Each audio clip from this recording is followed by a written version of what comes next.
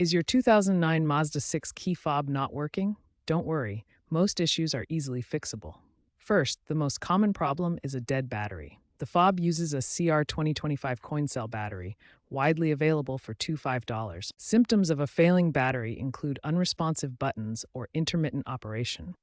If a battery swap doesn't solve the issue, the fob might need to be relearned by the car. Let's move on to how to do these things and how the key fob system works. To swap the battery, carefully open the key fob using a small screwdriver. Replace the old CR 2025 battery with a new one and close it securely. If the fob still doesn't work, perform the relearn procedure. Cycle the ignition key or use the vehicle's onboard computer to resync the fob's signal. For persistent issues, reset the car's receiver by disconnecting the vehicle battery for 15 to 30 minutes. This clears stored codes and forces reinitialization. Consider RF interference or voltage issues as causes. If all else fails, seek professional help.